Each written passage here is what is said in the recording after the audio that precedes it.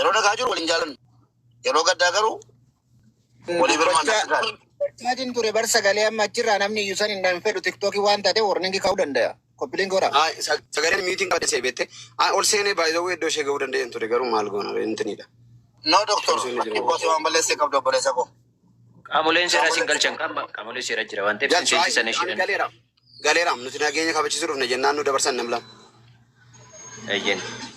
Abdii Geetaachoo deebisime.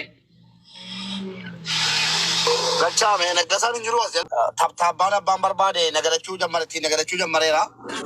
Beekumtu amma tafamaa rogeetta ta'a. Nama tajjeesee maal tajjeesee minaan mucaa viidiyoo hojjettee ofiisiitii hin beeknu lamaan hin nyaam dubbadhu mee waan dubbachuu barbaadde abdii koo.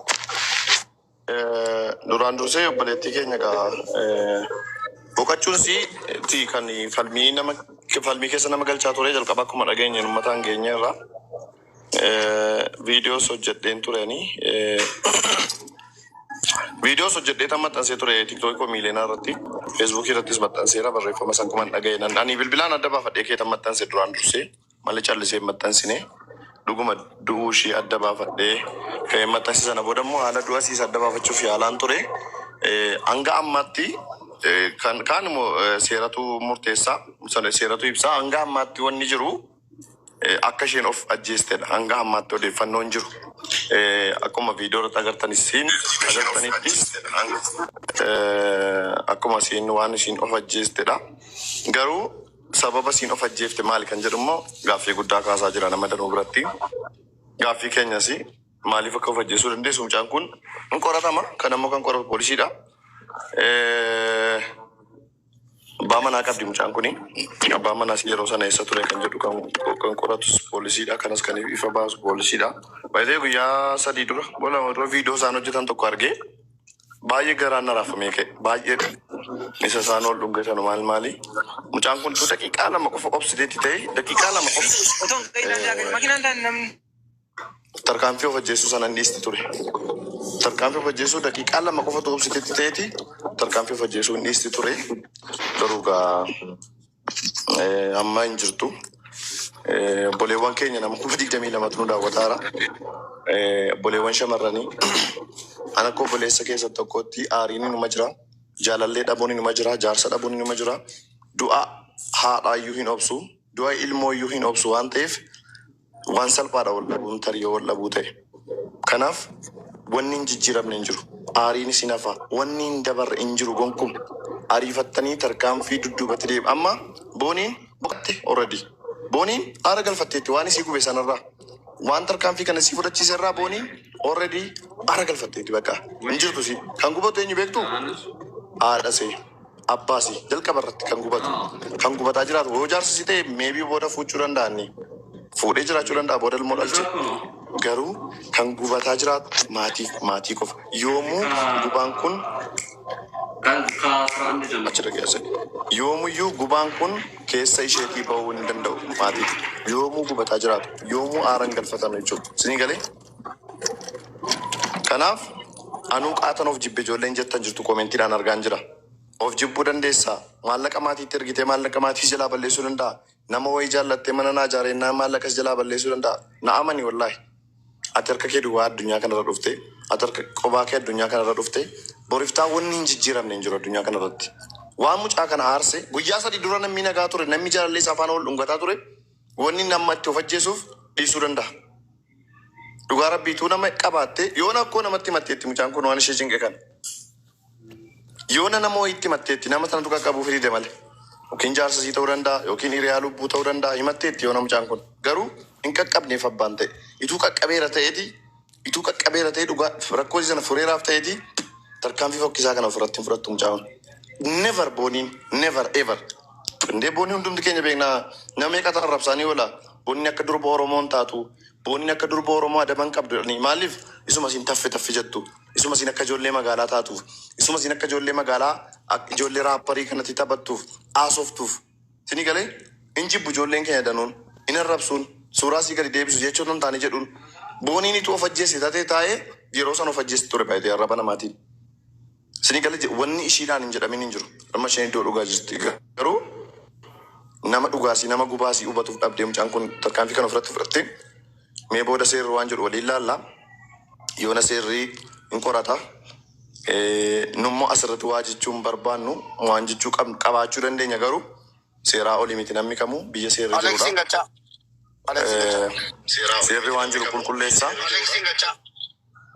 Keenya biyyoon itti salphatu hanga ammaatti odeeffannoo jiru ni gaaf balleessiteedha kan jedhamaa jiru. Kan nuti dhageenye odeeffannoo jiru ni gaaf balleessiteedha kan turte. Hedduu si amanna nuti jalqabumallee bobee wanti si haamee fi waan gara biyyaa kanarraa nama baay'ee amanurraa yaati. Ammallee mee dhimma kana jala nuu buutee namoota itti dhiyeenya qaban namni kun akkanaa waan kana ofirraa rakkoo kana ofirraa ni qaqqabsiisu. Waan sana daraasitti haa ta'u ammallee jala bu'ee nuu qoradhume.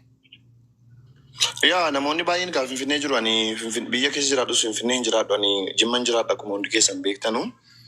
Garuu odeeffannoo gara sanarraa bahu hordofaan jira bilbilaanis gaafataa kan jiran namoota baay'ee. Duraan dursa gaa namni of ajjeesuus nama ajjeesuus hospitaala deemeeti kan inni qoratamu. Erga qoratamee reeffatu qoratama. Sana booda reeffa erga qoratamee ka'ee sababa du'asiiti kan poolisiin qoratu. Sababa du'asii immoo wanta nu dhaga'uuf jirtu baay'ee yeroon siniin jiru waan hin beekuun qaba siniin jedhaan jiru. Poolisii waan baay'ee sinitti hima. Bilbilli siin sakattaama, bilbilli siin silkiidhaan haasaa turte hin sakattaama daayirektii. Bilbilli siin karaa sooshaal miidiyaatiin haasofte bilbilli siin yoo baname hin ilaalama. Wanni baay'een wanni hin beekne wanni nuti hin beekne seerri poolisiin qorateet ibsa godha booda. So amma sitti obsuudha garuu ibsa kana immoo poolisiitu baasa miti. Poolisiin immoo waan jiru ni baasa ala baasu immoo hordofuudha namni baay'een akka saateetti akkuma itti mul'atetti miidiyaa isaa irratti gadhiifachuu danda'a. Garuu sun dhugaa ta'uu dhiisuu danda'a dhugaas hin ta'u.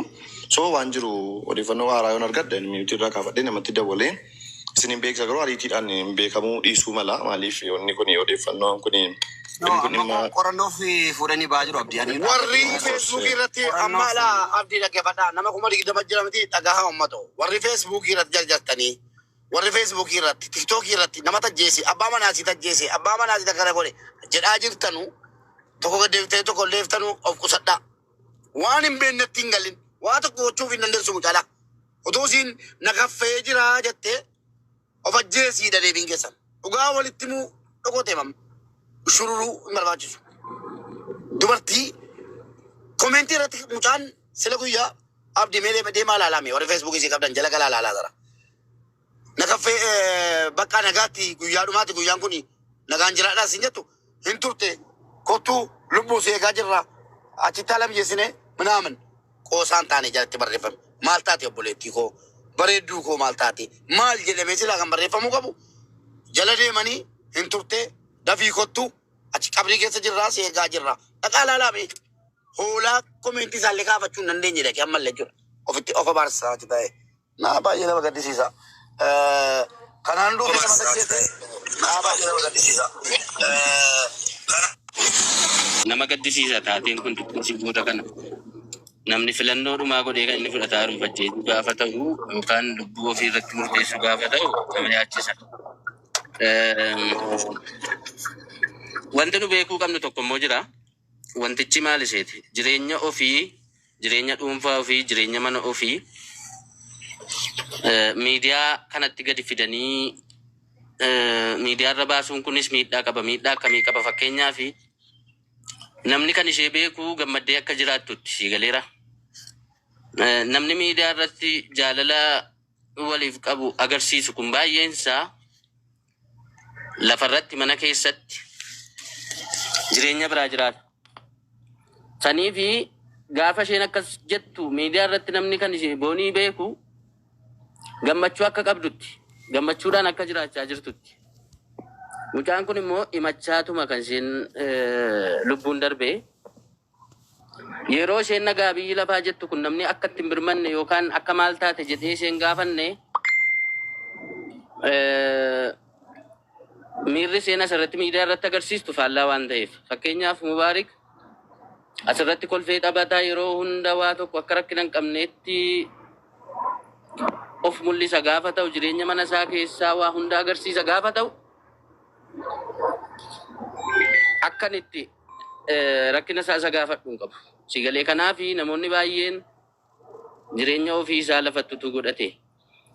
Rakkinni tokko gaafa uumamu namootatti dhiyoo jiran osoo mariisise rakkoo akkanaa ofirratti fudhachuudhaan duratti hiriyoota qabaa, namootatti dhiyaatan qabaa, Alaaf abbaa qabaa.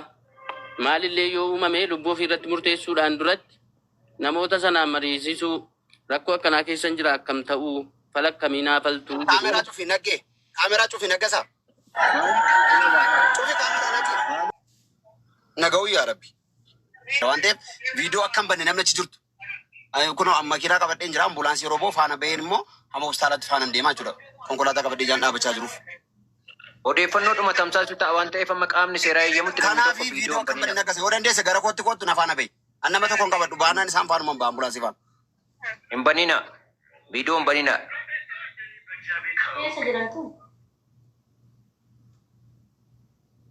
Alex Dhiifama waliin dhaggeeffadha.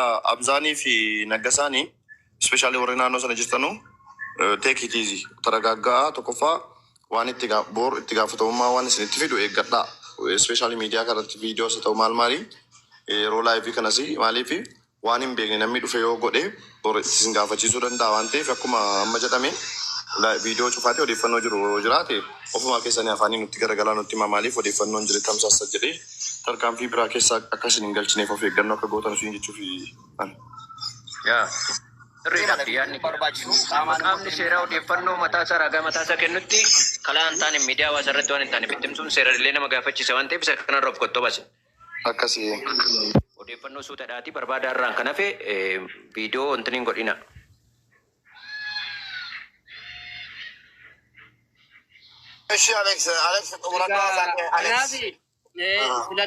Filannoo murtee sadarkaa du'aatti walgeessu kana fudhachuurraa kan